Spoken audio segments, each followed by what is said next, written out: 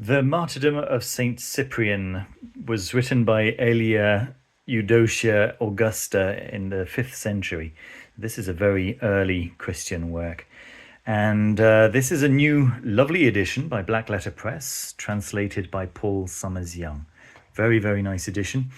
For those of you who don't know about Saint Cyprian, according to legend, Saint Cyprian was, or Cyprian at the time, was a demonolator who worked with demons and sold his expertise with demons to anyone who wished to employ his services. And this book talks about a gentleman who falls for the charms of a young virgin woman who, in turn, has just pledged herself to Christ.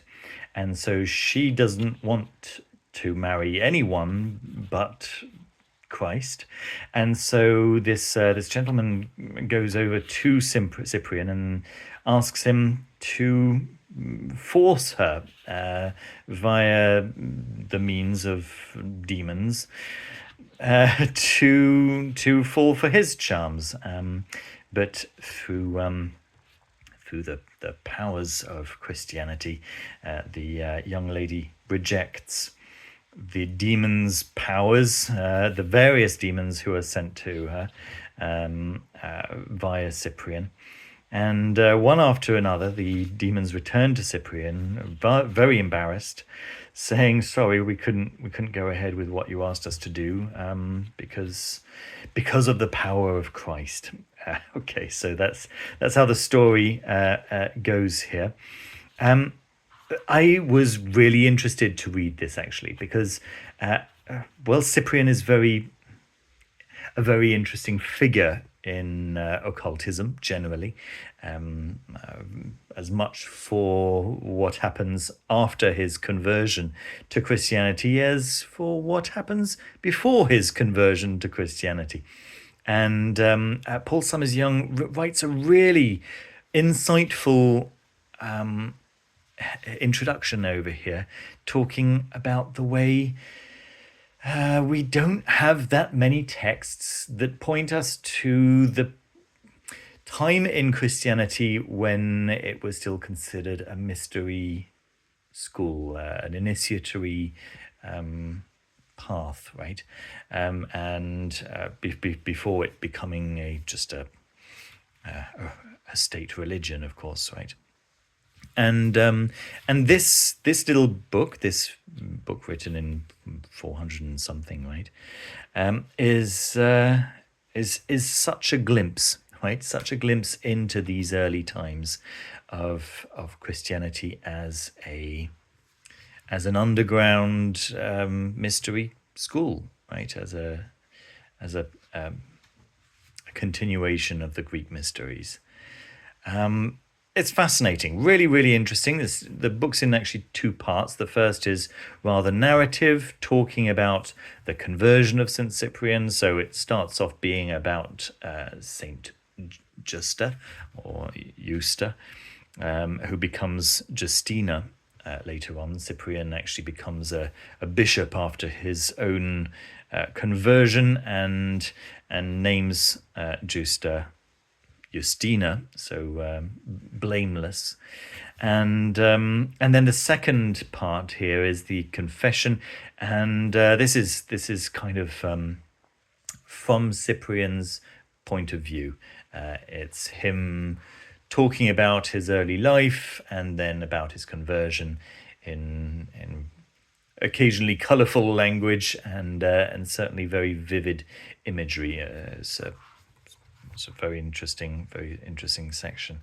Talking about colourful language, there was a couple of times that the language surprised me here. Early on, at two reprises, Paul Summers Young decides to use "sends them packing."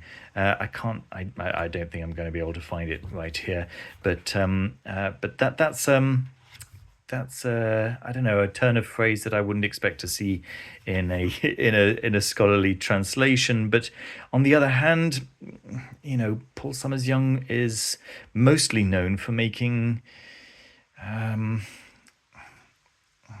to say it, for making translations accessible, and he certainly does that. Yes, occasionally it does result in some jarring language, but it certainly does make the reading interesting, right? And then I think he actually uses the F word later on in the confession, which and who am I to say that isn't a perfect translation, right, of what the original was saying. Or it's right there. I'm sure you can find it at the bottom of the left-hand page there. It seemed unnecessary to me, but maybe it's just because I'm a prude. Who knows? Other than that, I'm just going to say that it was a real joy to read this. It was enjoyable. It was a quick read, and I guess there are so many translations from early texts like this that are not a pleasant, quick read, and Paul Summers Young has made this so, if that makes sense, right? So yes, a really, really nice job. And I feel now like I've been introduced to Saint Cyprian, as I say, quite an important figure in occult circles. And I feel like not knowing about him has been a bit of a lacuna for me. I've owned the late Jake Stratton-Kent's work on Saint Cyprian, but not really dug particularly deep into it. And reading this book has made me quite curious to find out a little bit more about that, and to maybe pick that up and give it another shot. Certainly, when I bought that book, it was way beyond my comprehension and abilities. But yes, I think that this is quite a nice introduction to who Saint Cyprian, in fact, was and can be for somebody interested in this kind of practice. There we go. That's a very short overview, but hopefully like a little introduction. I'll leave links naturally, as always, down in the description, so you can check out the book for yourself. There are no bookmark ribbons, because really this is probably a one-sitting reading for most people. And it's beautifully bound, as always, as Black Letter Press always do, in this textured paper with a black and gold stamp on the cover. Very beautiful, very, very nice. There we go. I hope you enjoyed the review. Don't forget to leave a thumbs up if you enjoyed it, and subscribe if you haven't done so already, and I'll see you very soon with another video. Take care of yourselves. Bye-bye.